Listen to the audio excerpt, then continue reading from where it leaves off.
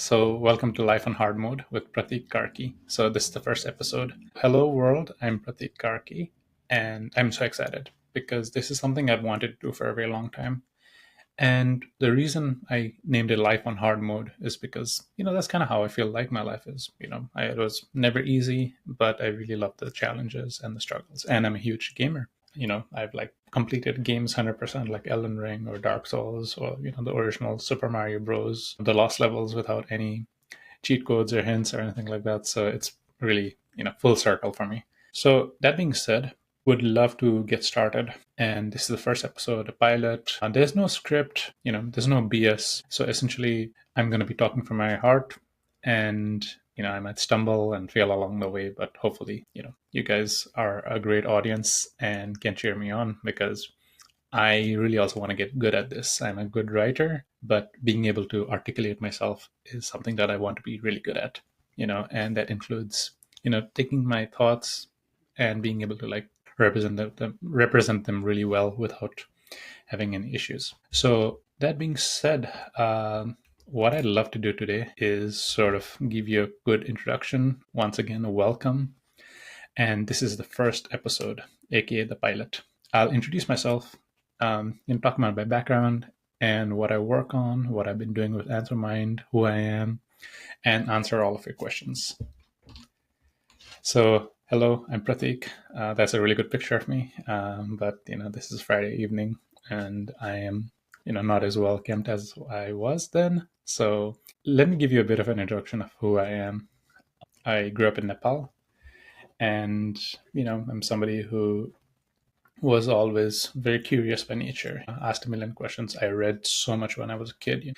Family is, not too well off, and I come from a single parent household. But one thing we always used to do with my dad and my brother was we used to go to the library every weekend on a Saturday. And I used to pick up as many books as I could. So there were weeks when I was a kid in which I probably read around 25 to 30 books a week easily. Name any book, I've read it. When I was 12, I was rereading Lord of the Rings back to back, or Othello. A huge fan of the Harry Potter books. I never even watched the movies until later on, for example. And, a lot of different things, right? They were like, we had like an encyclopedia set. I used to read it entirely. And, it's just something that I've always been passionate about, which is reading, learning, exploring the world. So I grew up in Nepal. I went to school there, and always was like a very, very, very curious guy and very outspoken on top of that, which puts me at odds with a lot of Nepali schools because they do not like kids that ask a lot of questions. But nevertheless, I was always somebody who endeavored to do that. So after uh, after studying in Nepal, growing up there, I ended up going to school or my college in US, and that's where I started computer science. I didn't even know much about CS at that point. It was something that's completely new to me, but it honestly was really great because it wasn't something that was in my purview. I, did my A levels, did, the business accounting, economics route. So I thought I was going to major in economics or, get an MBA or whatever. So, there was like a bit of a business blood for me, but tech was something that I was not expecting to fall in love with. And so, I did that in college. A really great time. I really excelled there. And I graduated during COVID. But thankfully, I had a backup option, which was a master's program at the University of Iowa, which was a great program. Advanced human-computer interaction, high, advanced machine learning courses, all of that. And I was able to take that degree and get a job at Google. A very competitive program at Google called the Cloud Technical Residency. So you get 3 months boot camp, you learn cloud skills, get multiple certifications, and then all of a sudden you're like, all right, here, talk to this executive for like a Fortune 50 company and, sell them on data and, consult with them essentially. So I did that for 3 years. San Francisco Bay Area, working with the top LLMs, bringing Gen AI before, ChatGPT even came out to companies in the sphere. We were piloting stuff in Bard very early on. Learned a lot over there. And most specifically, I learned that data in the post-training space, which is, I'm going to talk about it in a bit, but data after LLMs are trained, like after the backbone is trained using, transformer models, the data quality is pretty terrible, especially in like domains like medicine, legal, insurance, whatever you call it, where you need a lot of like high quality data. So it was my mission to build something in this space that addresses that issue. So that's when Anthromine came in. I met my co-founder at a Y Combinator networking event in San Francisco. And after talking, we were like, oh, we're in the same space. Let's found a company and let's do this. So I quit Google, did a company. I'm going to talk a little bit about like what it entails, like, launching your own company, visa, corporate structuring, all of that. And, raised our pre-seed that year itself in a couple of months. And we've been at it ever since. So Anthromine does post-training data for enterprises. So, a lot of our customers are like, Fortune 500 companies, very cutting edge tech companies, training frontier models. And what we do is we do evaluation data sets, post training, fine tuning, synthetic data, human data, and in a very, very optimized algorithmic way that is, not done anywhere else in the world, as far as I know. And that's been like an amazing, amazing journey. And I can't wait to share more about that. But today, what I'd really love to do, okay, before that, and the last thing, based in the Bay Area, I married with 2 cats and, have a lot of hobbies, including gaming, watching movies, reading. I like going surfing. I lift a lot. So, go to the gym quite a bit because that's the only thing that keeps me sane. So today we have a packed agenda. So the plan for today is normally I like having some positivity every Friday. And the Friday positivity for today, I think you'll like quite a bit. It's something that everybody needs. Then we're going to spend a little bit of time talking about the topic of the week, which is post-training for LLMs. Then I'm going to go to the meat of this section, which is the questions and answers. I've received 20 plus questions, I think 24 as we're speaking, and I've set aside like a handful of them to answer. They're really good questions. Thank you all. Keep them coming.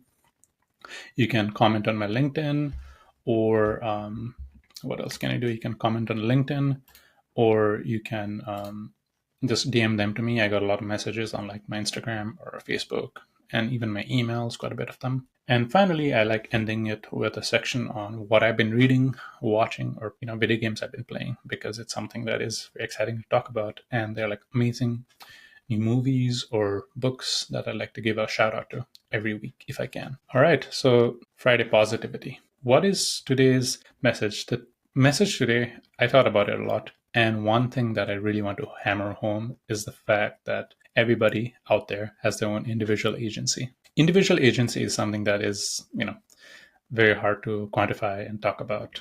But I feel like there's a lot of structures today in today's world that prevents people from having a lot of good individual agency for themselves. You have social media that has a lot of like negative factors, like doom scrolling. You have envy, you have jealousy of other people. You feel like you're not making enough money. You feel like things are out of control, like prices, housing, whatever. And today, what I'd like to talk about is the fact that no matter what happens, you always have individual agency. Individual agency is something that nobody can take away from you. So you're always in charge of your own life. You as an individual can choose to do what you want.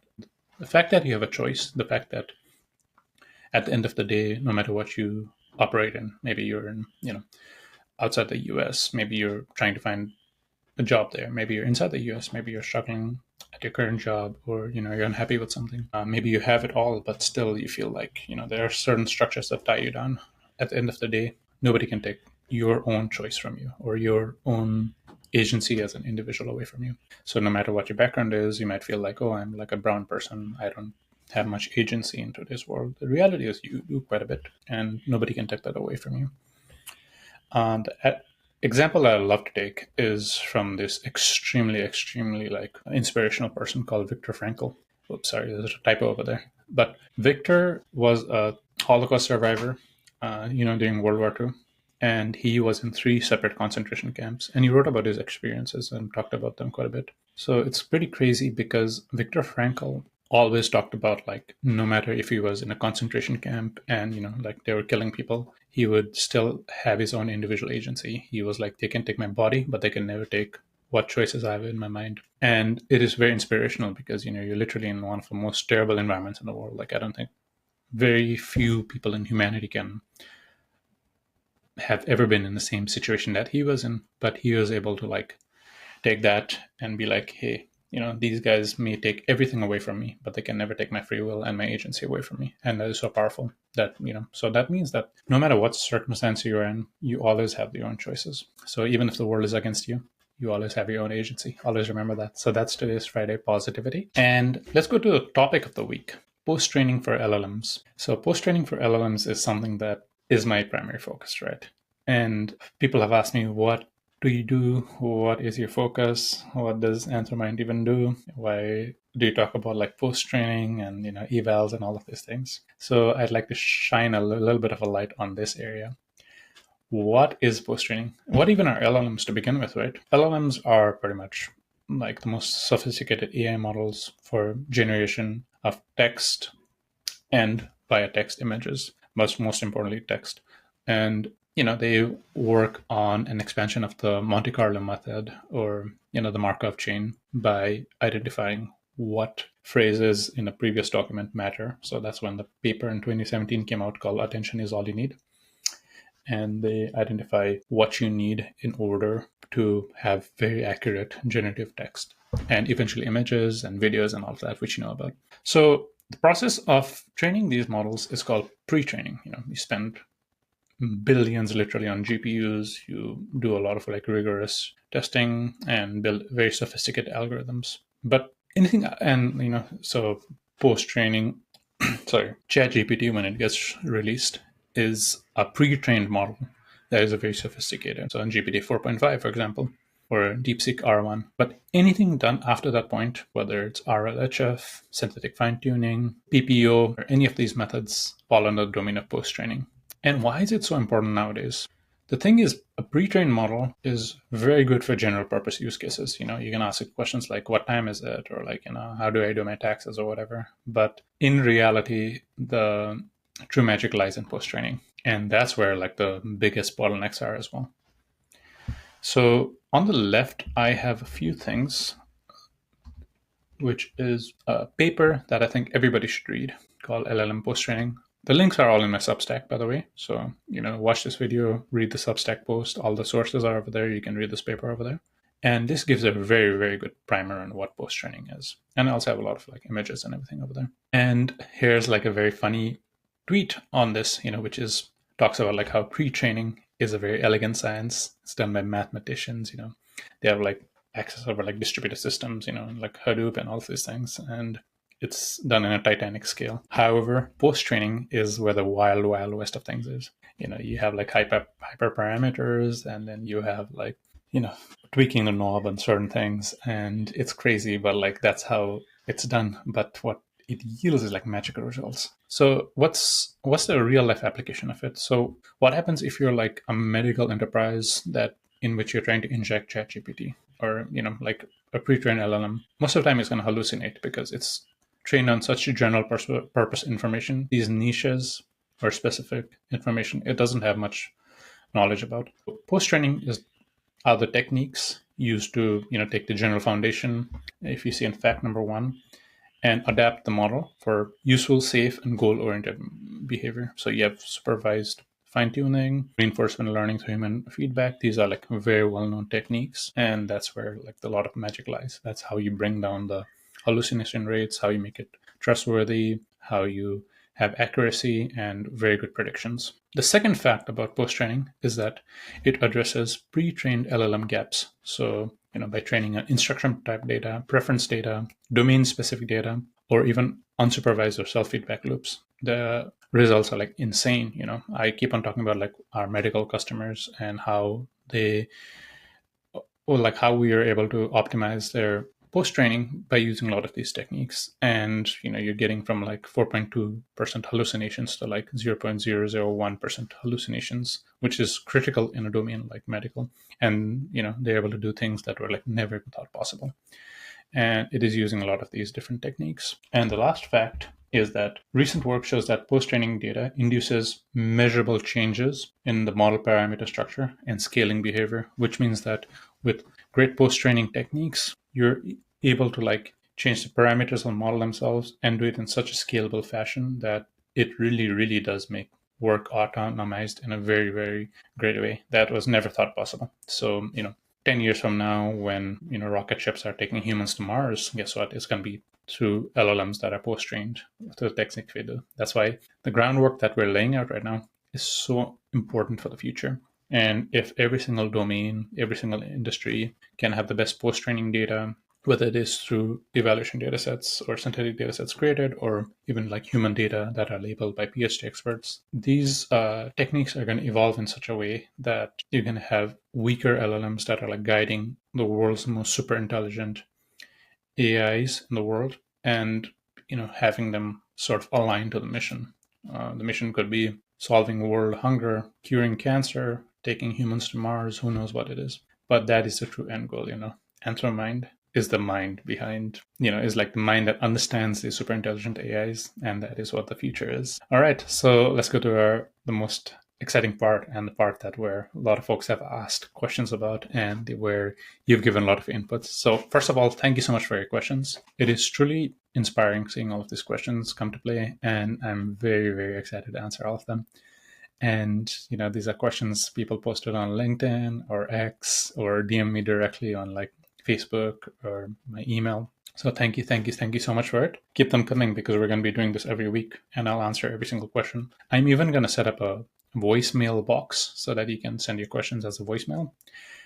Look forward to that in the next week, or I'll send an email. But let's go to the first question. This was asked, I believe, on LinkedIn. By the way, all of the questions are anonymized. A lot of people ask, to be anonymous. Pertaining to their requests, we're going to keep it anonymous. I believe this one was asked on LinkedIn, and the insights are on founder-led sales. So this is a very important question, especially for like aspiring founders. So here's my like 2 cents on it, right? So one of the first books I read when I started my entrepreneurial journey was Founding Sales by Peter Kazani. And I think I'm seeing if I have a copy of it right now that I can show.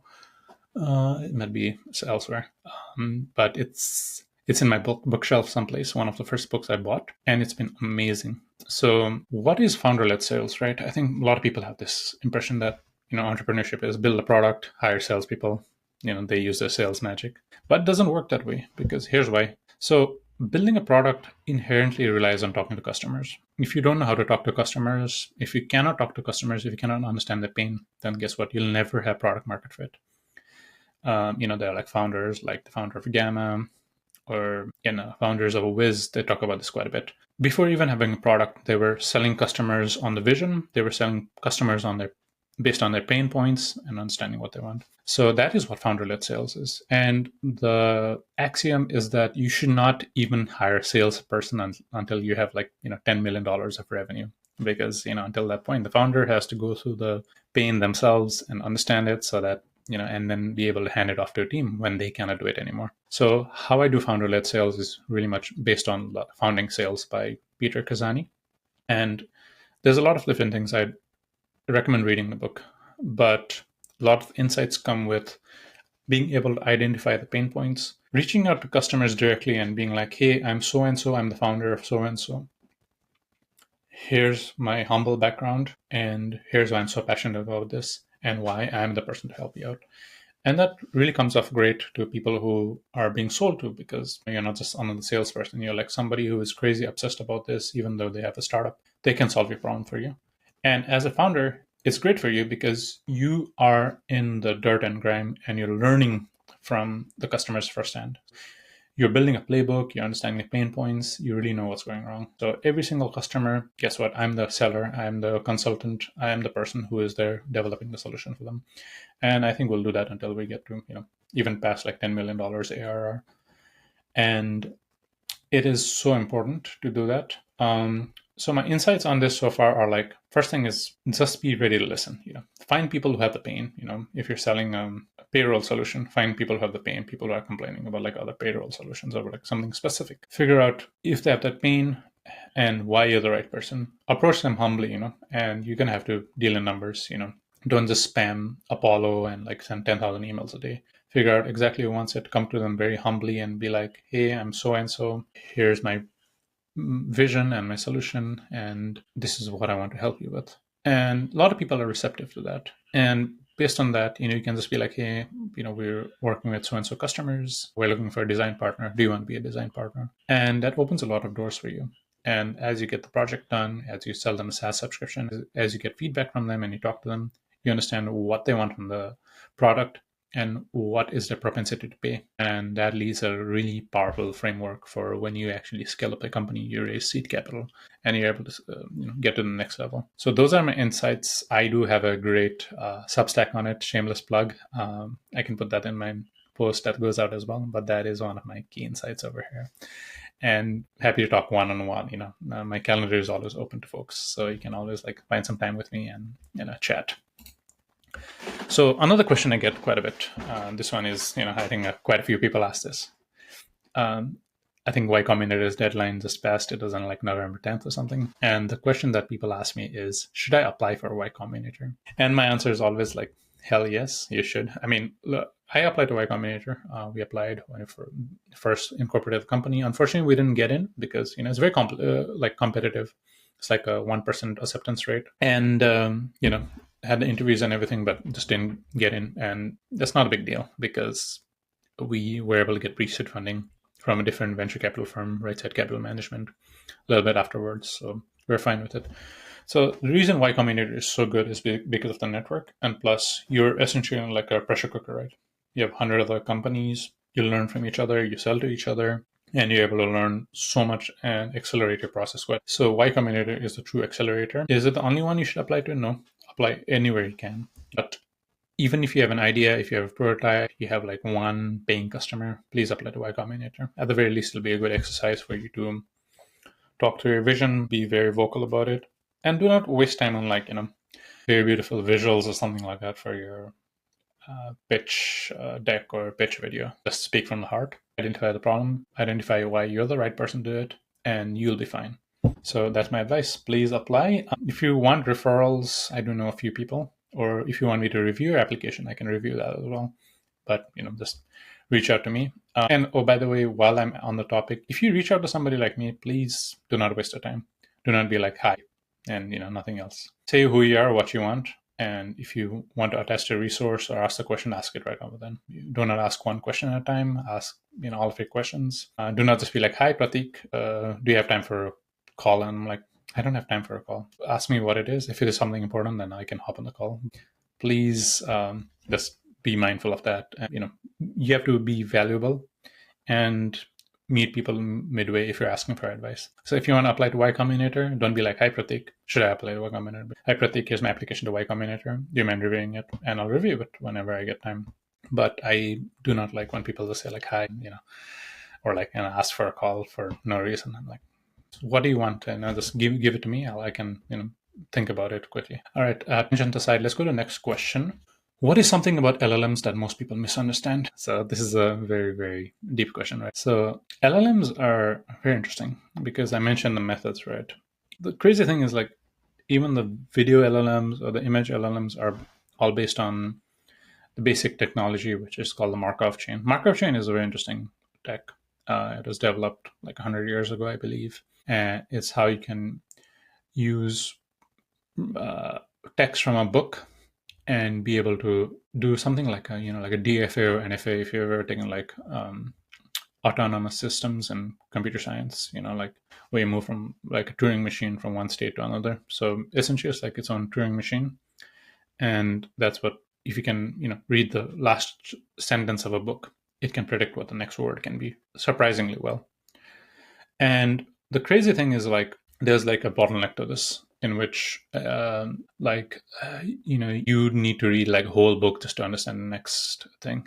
Because of that, predictions became pretty difficult to scale up. But what the 2017 paper called Attention is All You Need identified is you only need to figure out what are the words that really matter in that text, and you can identify the next word to surprising accuracy. You went from having to ingest an entire book just to predict the next token to identifying a small subset of the book and being able to identify the token to surprisingly crazy good accuracy. So that's what led to the explosion of LLMs.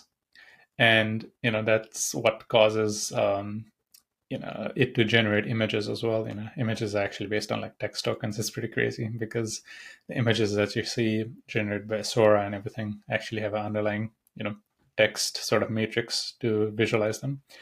So what do people misunderstand about LLMs? There's quite a few things, right?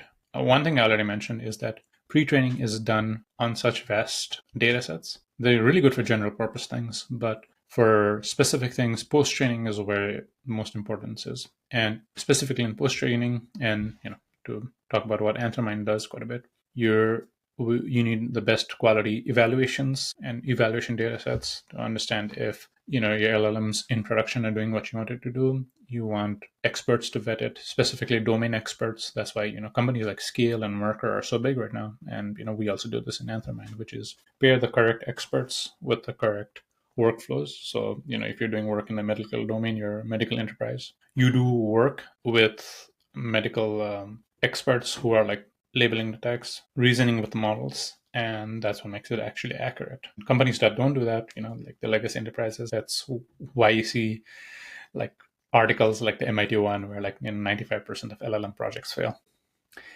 If you're in the in enterprises trying to adopt AI and not seeing the results you want, talk to me, because trust me, post training, I provide really great consultation to enterprises. No strings attached, because it's not a zero sum game. You want every single company in the world to be able to use LLMs, because that will really, really help accelerate human development. There could be a future in which 5 years from now we have cured cancer because so much of the work that is tedious and very hard and needed a lot of experts to do are offloaded onto AI, so humans can do like the very large parts of it that are like just the bottlenecks, right? And that really accelerates the development. So it's not just because you want the AI bubble to grow just because it can grow, but in fact the total sum of like think of like a GDP, but for like humanity, which is like the total sum of things we can do, will truly be accelerated because of this tech. Like this is like our industrial revolution, but it's an AI revolution. Industrial revolution took the world from, the world before that was just warring states, right? You conquered another area and stole their resources, and they conquered you, they stole your resources. A zero-sum game. Industrial revolution made it so that the essentially the amount of production you could do like exploded such a bit. Then internet came, that exploded on a level, and now you have LLMs, which makes it so that the gross sum of all the product that you can do has exploded so much that if we do not reliably have LLMs in our production, then we are like doing a disservice to humanity as a whole.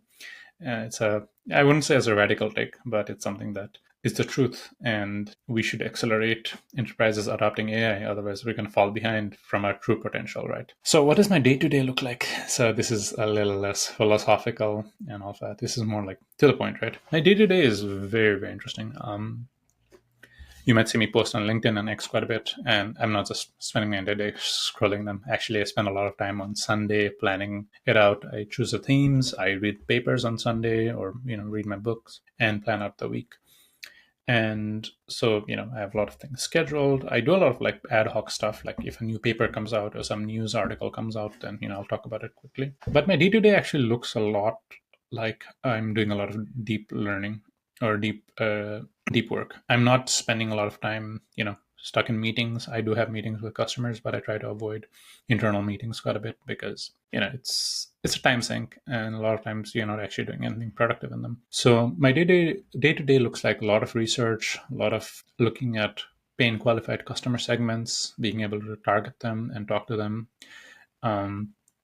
doing research in areas that we're operating at with our current customers.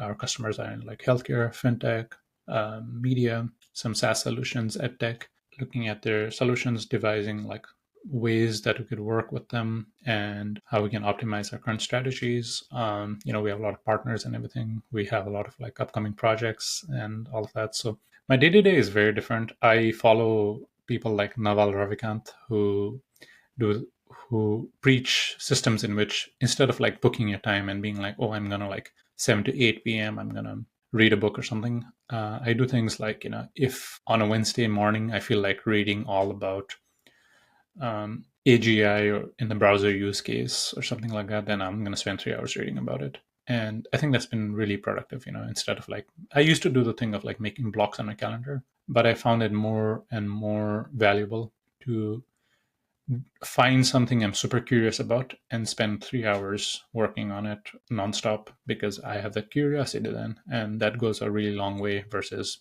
being like, oh, I'm going to force myself to spend 2 hours responding to emails or, reading X book. If I need to read a book, if I need to read a paper, I'll do it right then and there. And it's more like the curiosity that drives me. I do have unavoidable customer meetings and everything, but it's necessary. I want to get to a point where I have as few meetings as possible because a lot of work can be done autonomized manner. So that's my end goal. But my day to day is pretty busy. I work 7 days a week, but it's not like in an extremely, time blocked fashion. I do like to start off my day doing something extremely productive, going to the gym, going for a run or something like that. But normally it's like I start my day with a workout because you do the most productive thing you can. Your body feels great. And that sets the tone for the rest of the day. All right. What advice do you have for international founders and visa stuff like F1, H1B? Got this question a lot from a lot of different people. And, it's the first thing people say is like, oh, how can I do a startup? Or like, how do I do this? I'm in like X visa status. And it's an interesting question, but my perspective on this might be hopefully is something that you can take to heart, because I started off the segment saying that you always have individual agency, and it's still true when you are on a visa status. So when I started my company, I was at the tail end of my F1 status, STEM OPT, 3 years after graduating college, and unfortunately, I didn't get my H1B. And looking back, it ended up being the best thing that could have happened to me. I went through the H1B lottery 4 times, didn't get in a single time. And it's pretty crazy looking back at it because I thought my time in the US was over. I did not want to leave here. I had the option to go to Canada, but like the wages there suck. It's like less than half of what I make in the US, and taxes are crazy high. And I have not a lot of good things to say about like non-American countries because they suck in general, right? In terms of wages, tech life, all of that. When you're so deeply entrenched in like Silicon Valley, getting out of that and being pushed into some area that you don't want to go to is like not great at all. And you want to be where the innovation is great, and on top of that you have like amazing tax benefits in the US, amazing wages and people and opportunities you'd get nowhere else. And I stand by that fact. A lot of people talk about like, oh, what about the tech scene in like London or something, and I'm like, just get out of there, man. Come to San Francisco, at least be in the US in like one of these hubs, Austin, Texas, or Seattle or whatever, because you're wasting your time and your life otherwise. So, tangent aside, what can you do if you're in one of these visa statuses? Everybody's circumstance is different. But what I can say is, I was in my F1, I had an idea, we built MVP, and was able to like launch it and get my O1 visa quickly. I have a whole guide on my O1 visa. It's on my Substack. If you go to pratikkarki.substack.com, you'll find it very quickly. So, it is very doable to do. Like, it is very doable. You just need to plan out things properly, get all your documentation in order. My advice to you is, look, you don't need permission to build your own MVP. People are like, oh, yeah, what? Like I've heard people be like, oh, how do I, and this is not just about like a startup, right? It could be a lot of things. Like you want to start your own YouTube channel or your own podcast, like what I'm doing. People are like, oh, I'll start something after I get my green card. And I'm like, just start it, man. Like you don't need permission. Like, and somebody was like, oh, should I start a YouTube channel? I cannot monetize it yet. And do you know how hard it is to monetize? Do you know how hard it is to, get like thousands of people watching your videos or like tens of thousands? Because that's the bar to monetize. So it takes a really long time to get to this place. It takes a really long time to develop an MVP, which you can do nowadays very quickly on Cursor or something like that, and launch it and get a few users. They don't even need to be paid, if you're worried about like visa stuff. But like, nothing is stopping you from forming an LLC, whether it is with a friend who's a green card holder or something. Also, I'm not a lawyer, so do not take any of this like literally. But what I'm saying is there's a lot of options. You just have to be smart about it. Do your own research. Happy to help out folks here.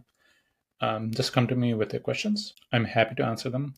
And But just don't reach out to me saying like, "Hey, Pratik, do you have time for a call?" I'm like, "No, I do not have time for a call. Just ask me a question, and then I can decide." And don't be like, send me a message saying like, "Hi, Pratik." It's like one of the worst things you can do. Say hi and tell me what you want, and in a very straightforward manner.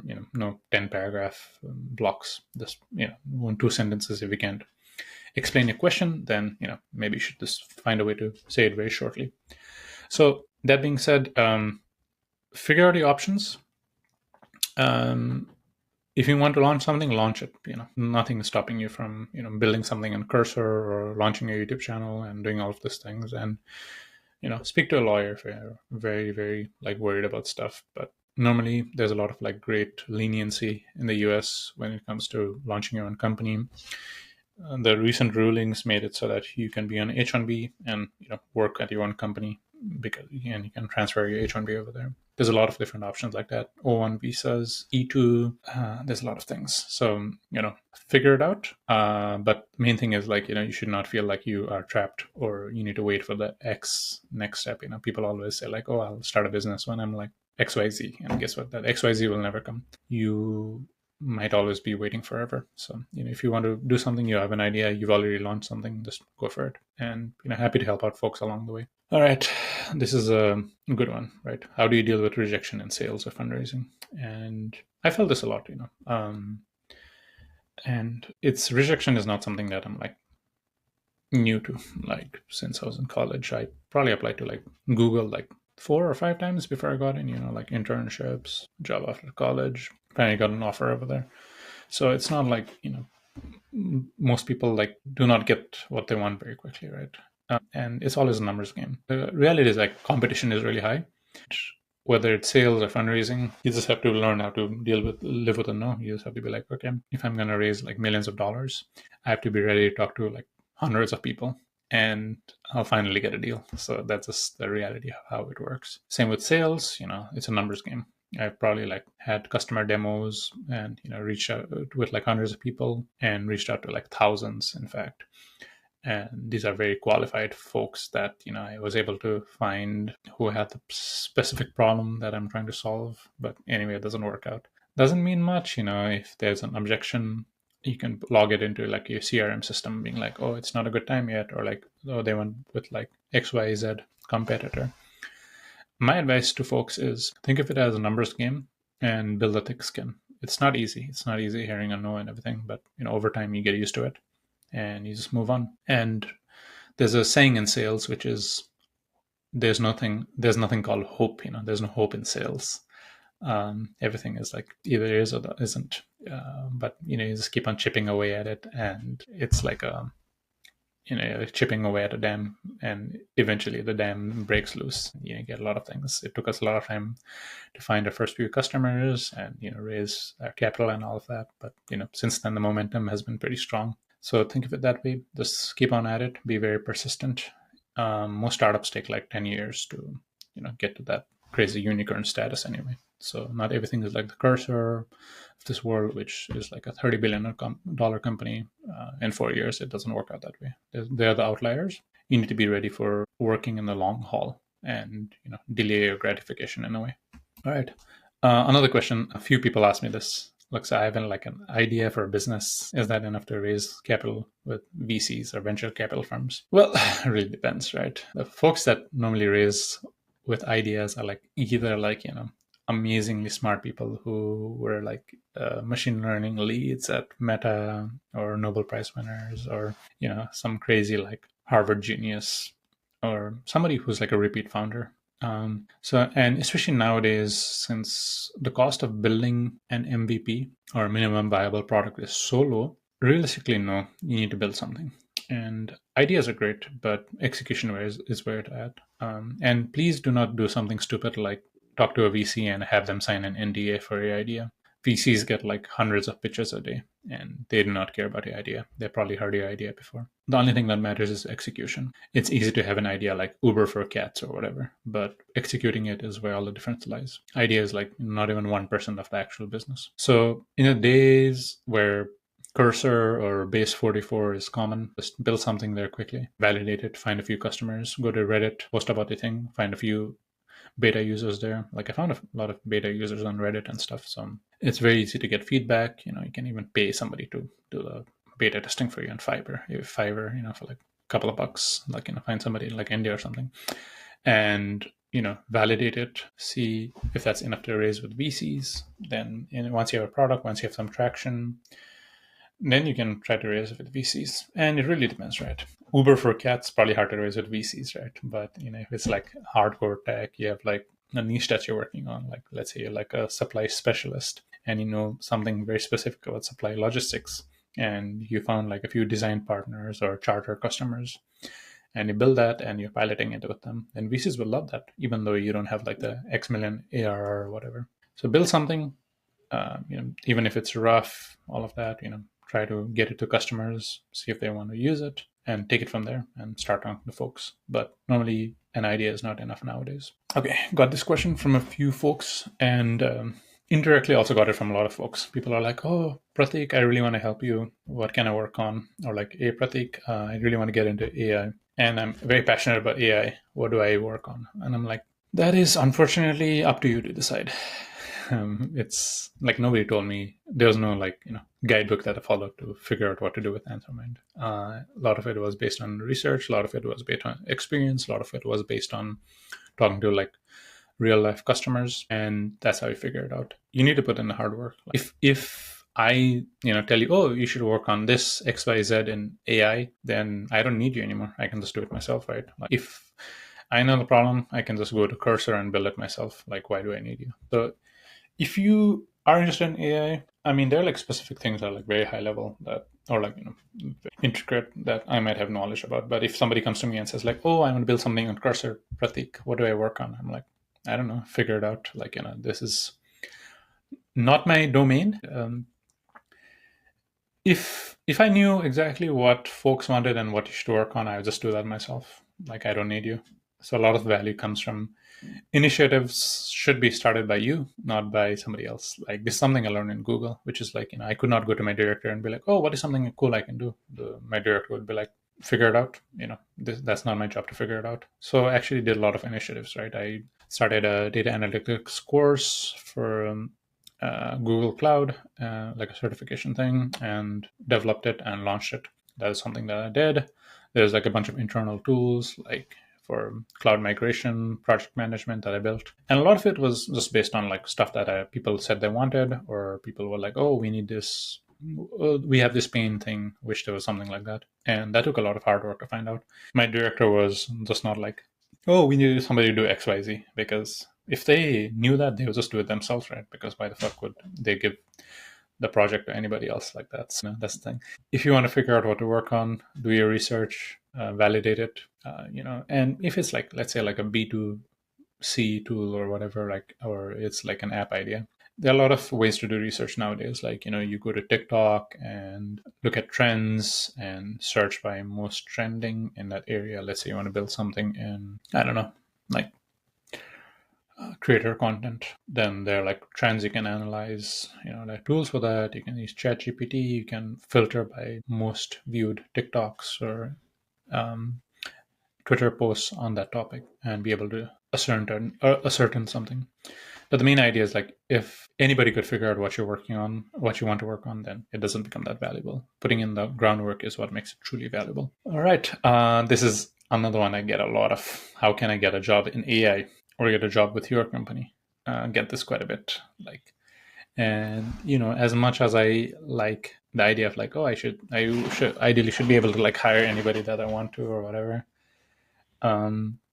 Nowadays the competition is pretty high, right? For every person that is excited in AI, there are like 1,000 others like you. And best advice I can give you, and this is the advice that I'd use myself, I would not give you advice that I myself would not use. You cannot get a job in XYZ without proving your value. What does that mean? So if somebody says like, how do I get a job in AI or tech, it means that you cannot, just waltz in and cold apply and get it, because it's not that valuable for me. There are like thousands of others like you. And when it comes to outsourcing, probably like millions of others like you, to be very honest. I only deal with hard truths, right? That's why I call this podcast Life on Hard Mode, because there's no silver bullet. There's a lot of things you have to do in hard mode. What you coming on top of that, even with the difficulties of life, what is truly thrilling, right? And that's what really makes it feel like it's all worth it. If life was easy, I mean, life was easy for a lot of people in the past, right? Like, especially like think of like the boomers, like and people that were born in like the 50s, 70s. Life was easier for them in a lot of respects. And a lot of them were like very unhappy because just because life is easy doesn't mean you are happier all of a sudden. Humans needs a challenge.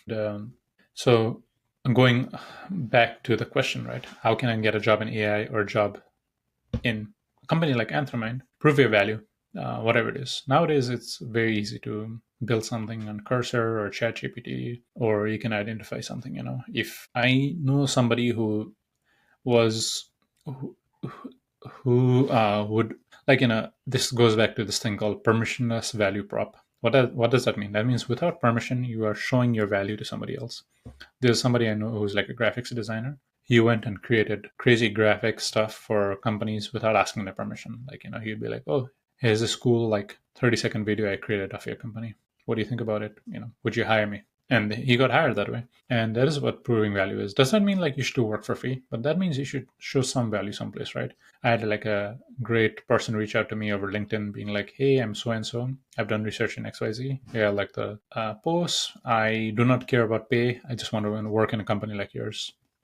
And that is super valuable for me because, without permission, he's sharing all of this stuff and showing extreme value versus just like, oh, I'm interested in AI. Can I work in a company? I'm like, what does that mean?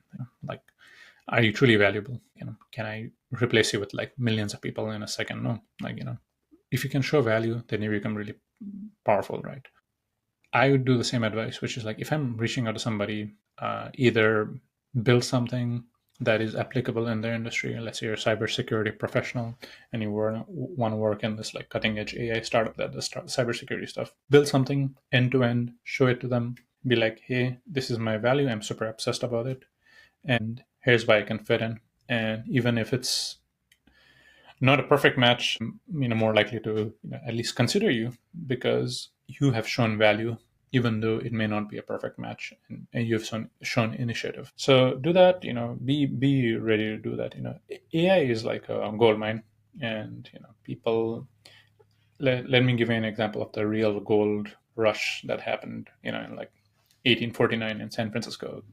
When they found gold over there. The real winners were not the people that like waited around asking people for jobs. They just packed their bags, got on a train, went to San Francisco, and started mining for gold, right? And that's just what it is.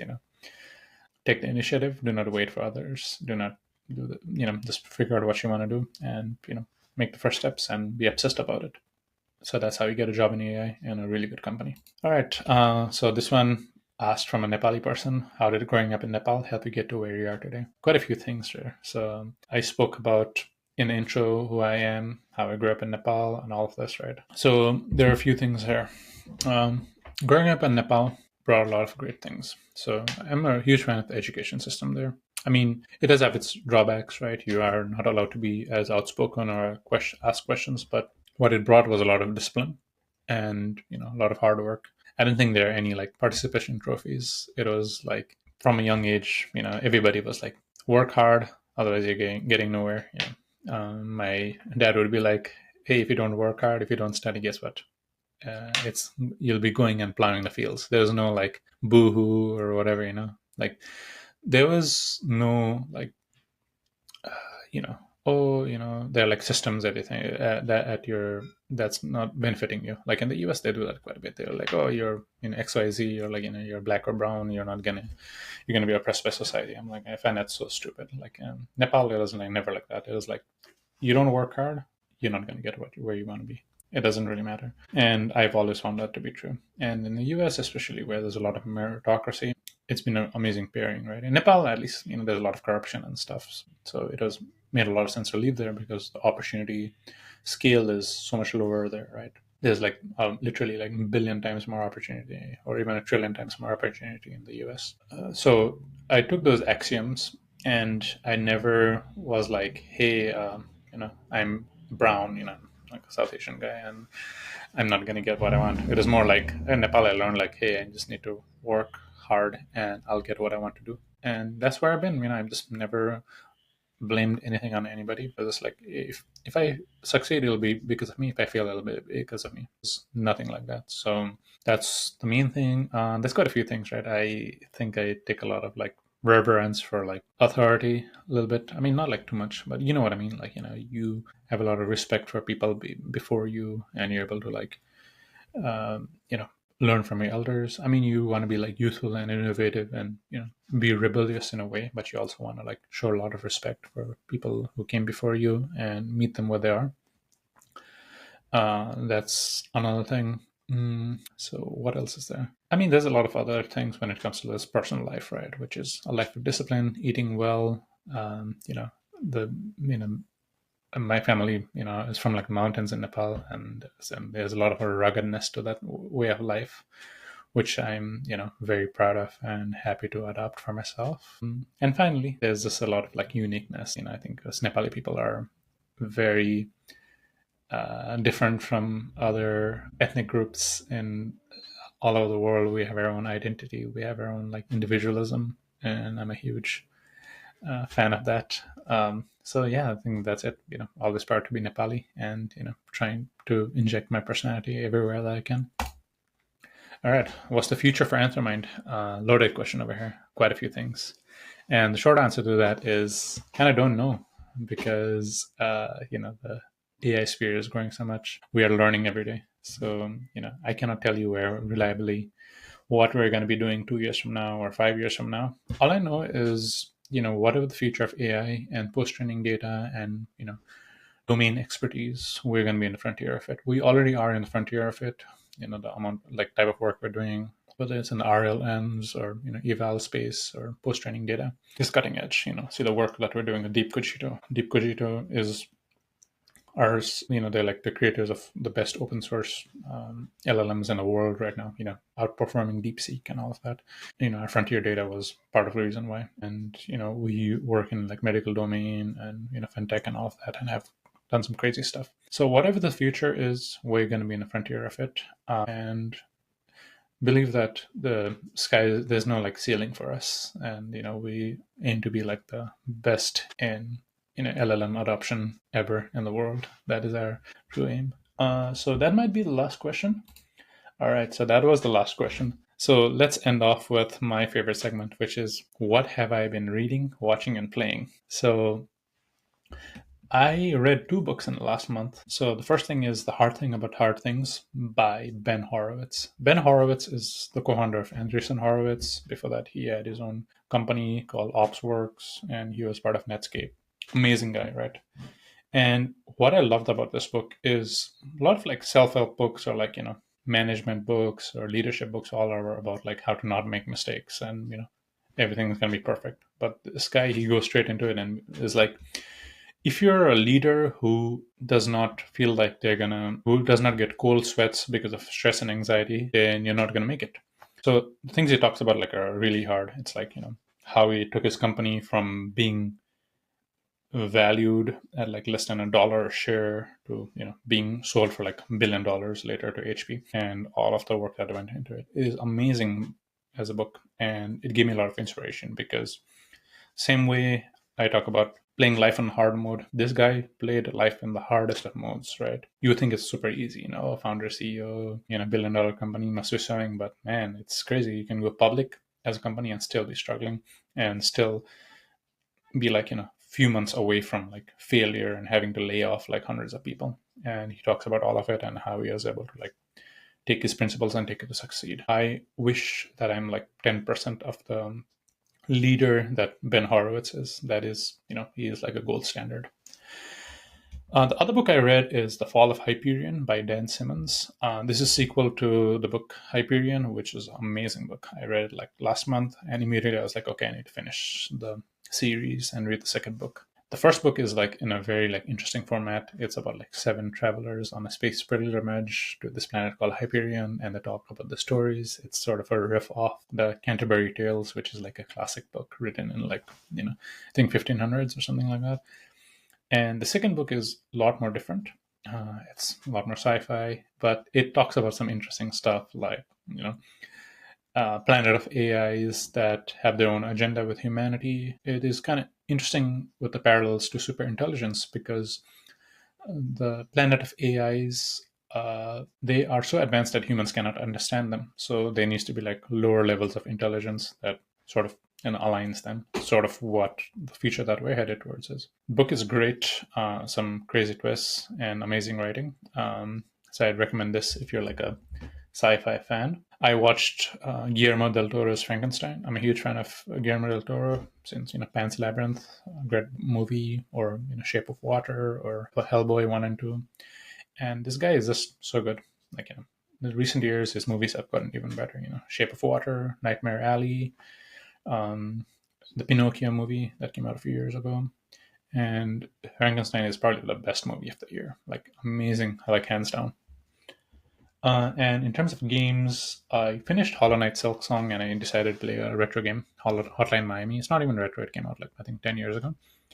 And it's a really good game. Very difficult and amazing soundtrack and everything. I recommend everybody play this game, Hotline Miami 1 and 2, because of how fun and visceral they are. And the story is very, very deep. In fact, it doesn't seem like it is hard to piece together.